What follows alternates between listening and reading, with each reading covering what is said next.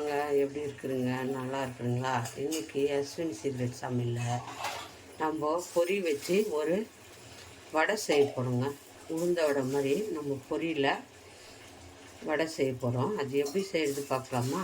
பாருங்கள், நான் பொரி பாருங்கள், நல்லா ஒரு இந்த கப்பில் இதில் பாதி எடுத்துருக்குறேன். உங்களுக்கு எவ்வளோ வேணாலும் எடுத்துக்கலாம், ஒன்றும் பிரச்சனை கிடையாது. எவ்வளோ வேணாலும் நீங்கள் பண்ணிக்கலாம். இதில் கொஞ்சம் தண்ணி ஊற்றிக்கணும். நல்லா தண்ணி ஊற்றி பொரியை ஊற வைக்கணும். நல்லா பொரியை வந்து நல்லா ஊறணுங்க.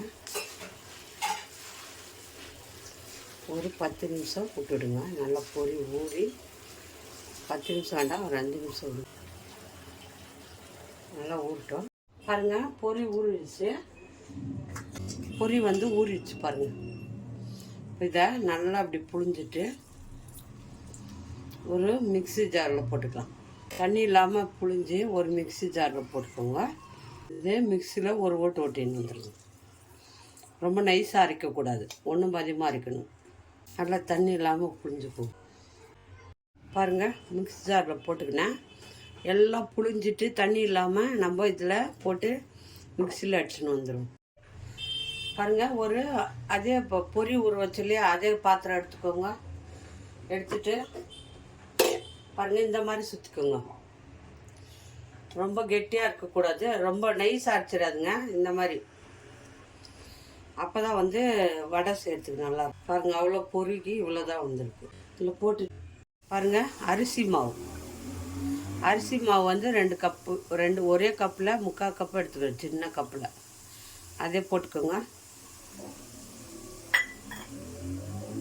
பாருங்கள், வெங்காயம், கொத்தமல்லி, பச்சை மிளகா, இதை வந்து நீங்கள் இதில் போட்டுக்கோங்க.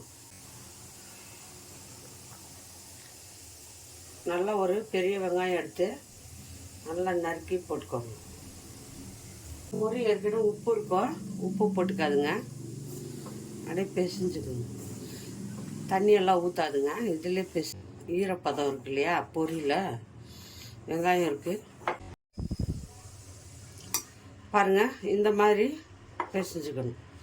தண்ணியெல்லாம் ஊற்றாதுங்க. அந்த பொரியில் இருக்கு இல்லையா தண்ணி, நம்ம மிக்ஸி ஊறி இருக்கு இல்லையா, அதுலேயே வந்து நல்லா மசிஞ்சிடும். நல்லா இந்த மாதிரி தட்டிக்கோங்க. எப்படி பண்ணுறது பார்க்கலாம். எண்ணெய் கொஞ்சம் கையில் நல்லா தடவிக்கோங்க. ஆயில் தடவிட்டு இதை கொஞ்சம் கொஞ்சமாக இப்படி எடுத்து பாருங்க.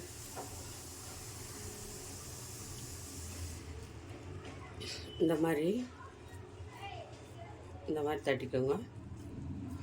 ரொம்ப மெல்லிசாக தட்டாதுங்க, அது வந்து வராது. சின்னதாக தட்டணும். இது உள்ள கொஞ்சம் லைட்டாக ஓட்டை போட்டுக்கோங்க. இந்த மாதிரி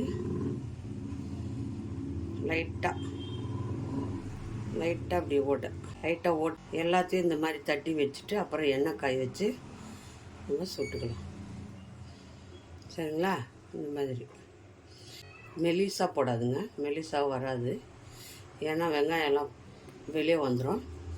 அதுக்காக நீங்கள் இப்படி கொஞ்சம் மோட்டாவாக தட்டிக்கிட்டு உள்ளங்கையில் உள்ளே ஓட்டை போடுங்க. உளுந்த வடையில் நம்ம ஓட்டை போடுவோம் இல்லையா, அந்த மாதிரி இந்த மாதிரி சின்னதாக ஒரு ஓட்டை போட்டுக்கணும். அவ்வளோதான். எல்லாம் தட்டிட்டு நான் காட்டுறேன். பாருங்கள், எண்ணெய் சூடாயிடுச்சு. இந்த மாதிரி தட்டிக்கோங்க. பாருங்கள், இந்த மாதிரி ஷேப்பாக தட்டின்னு இப்போது எண்ணெயில் போட்டுக்கலாம்.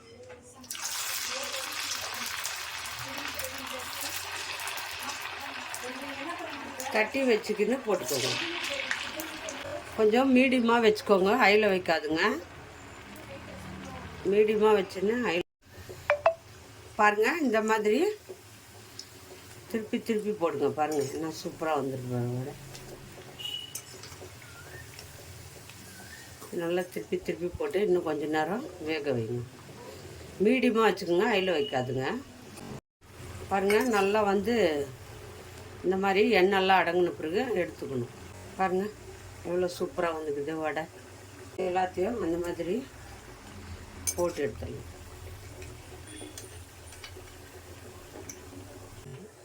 இருக்கு பாருங்கள், எல்லா வடையும் சுட்டு எடுத்துட்டோம். எல்லாம் சூப்பராக வந்துருக்கு பாருங்கள், எல்லாம் சூப்பராக வந்திருக்கு. இந்த வடை வந்து பாருங்கள் மேலே மொறு மொறுன்னுக்குது, உள்ளே பார்த்துங்க எவ்வளோ சாஃப்டாக இருக்குது பாருங்கள். உளுந்த வடை கூட இதாகாதுங்க, அவ்வளோ டேஸ்டியாக இருக்கும் இது. இதில் வடை சுட்டு பாருங்கள், ரொம்ப நல்லா டேஸ்டியாக வரும். இந்த வடை வந்து யார் யாருக்கு பிடிக்குமோ லைக் பண்ணுங்கள், ஷேர் பண்ணுங்கள், கமெண்ட் பண்ணுங்கள். மறக்காத அஸ்வினி சீக்ரெட் சமையலை சர்ப்ரைஸ் பண்ணுங்கள். ரொம்ப டேஸ்டியான உளுந்து வடை பாருங்கள், எவ்வளோ நல்லா வந்திருக்கு பார்த்திங்களா, எவ்வளோ சாஃப்டாக இருக்குது, ரொம்ப நல்லாயிருக்கும்.